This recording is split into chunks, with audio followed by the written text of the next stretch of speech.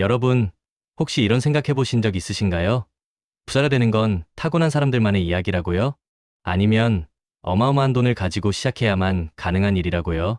땡, 아닙니다.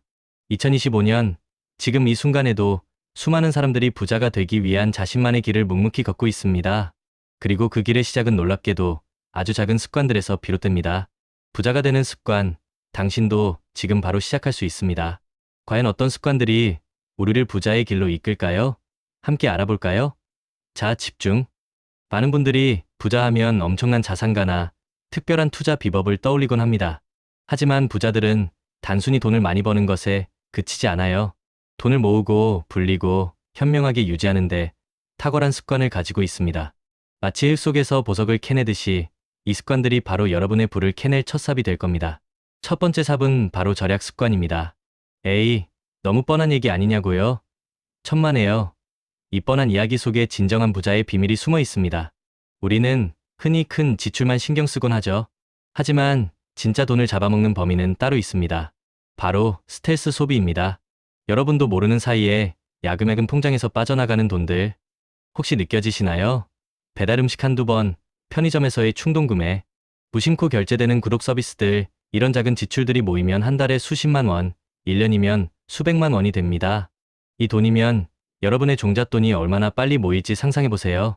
그래서 중요한 건 스텔스 소비를 파악하고 줄이는 겁니다. 챌린지 통장 같은 것을 활용해서 자투리 돈을 모으는 습관을 들여보세요. 남는 돈을 저축하는 게 아니라 애초에 일정 금액을 따로 빼놓는 거죠. 그리고 모든 소비 전에 이게 정말 필요한가? 라고 스스로에게 질문하는 습관을 가져야 합니다. 불필요한 구독 서비스는 과감하게 정리하고 소비를 구조화하는 것이 중요합니다. 스마트폰 최신 기종으로 바꾸는 대신 3년 이상 사용하는 것도 좋은 방법입니다. 보여주기 위한 소비가 아니라 나를 위한 가치 있는 소비에 집중해야 합니다. 두 번째 삽은 종잣돈 마련입니다. 부자가 되기 위한 가장 중요한 첫걸음이라고 해도 과언이 아닙니다. 씨앗이 없으면 아무리 좋은 땅도 소용없듯이 종잣돈이 없으면 투자를 시작할 수 없으니까요.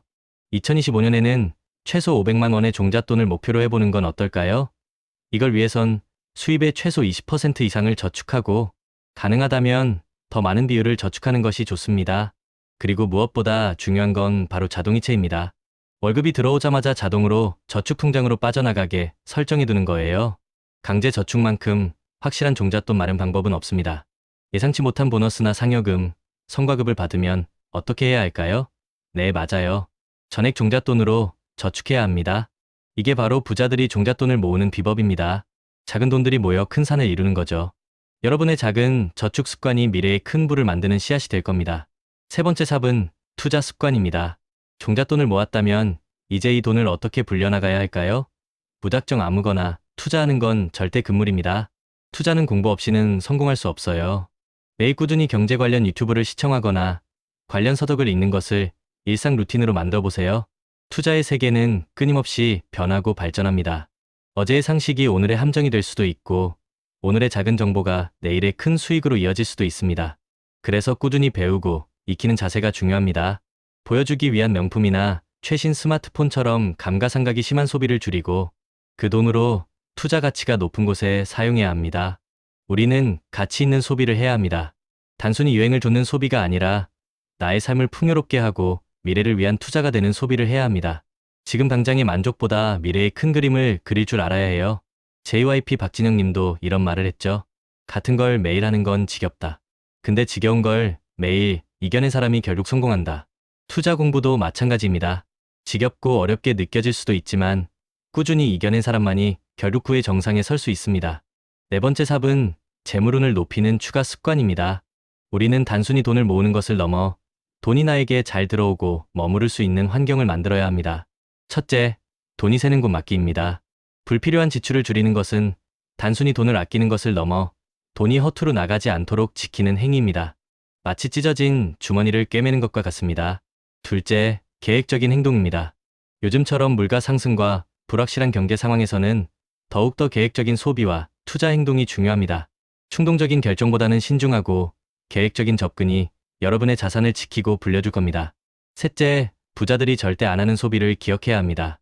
최신 스마트폰, 명품, 그리고 과도한 자동차 할부나 리스는 부자들이 피하는 소비 목록 상위에 있습니다. 이런 소비는 대부분 보여주기 위한 소비이며 자산 증식에 도움이 되지 않습니다. 오히려 여러분의 자산에서 빠르게 감가상각되어 사라지는 지출일 뿐입니다. 결론적으로 2025년에 부자가 되기 위해서는 절약, 종잣돈 마련, 투자 공부, 그리고 계획적인 소비 습관을 통해 자산을 효율적으로 관리하고 불려나가는 것이 중요합니다. 이것은 단순히 돈을 많이 벌기 위한 기술적인 문제가 아닙니다. 부자가 되기 위한 마인드셋을 갖추고 작은 습관들을 꾸준히 실천하는 삶의 방식에 가깝습니다. 여러분, 부자들은 처음부터 부자가 아니었습니다. 그들 역시 우리와 같은 평범한 시작점에서 출발했죠. 하지만 그들은 습관이라는 강력한 무기를 가지고 꾸준히 나아갔습니다. 워런 버핏도 빌 게이츠도 스티브 잡스도 모두 자신만의 루틴과 습관을 통해 성공을 일궈냈습니다. 결국 그릇이 준비되지 않으면 잠깐 큰 자산을 가졌어도 결국 다 날아가고 자신의 그릇만큼만 남게 됩니다. 우리의 그릇을 키우는 것, 그것이 바로 이 습관들입니다. 장기 투자가 중요한 이유도 여기에 있습니다. 위대한 자산을 오래 들고 가는 것이 핵심입니다. 단순히 리스크를 시간에 녹이기 위한 것이 아니에요. 시간이 지나면서 그 자산이 남기는 안전마진이 쌓이고 우리의 그릇도 점점 더 커집니다. 처음엔 몇십만 원만 빠져도 머리가 띵했지만 어느 순간 몇천만 원이 왔다 갔다 해도 무덤덤해지고 결국엔 수억 단위의 변동에도 평정심을 유지하게 됩니다. 이게 바로 단단한 갑바가 생긴 겁니다.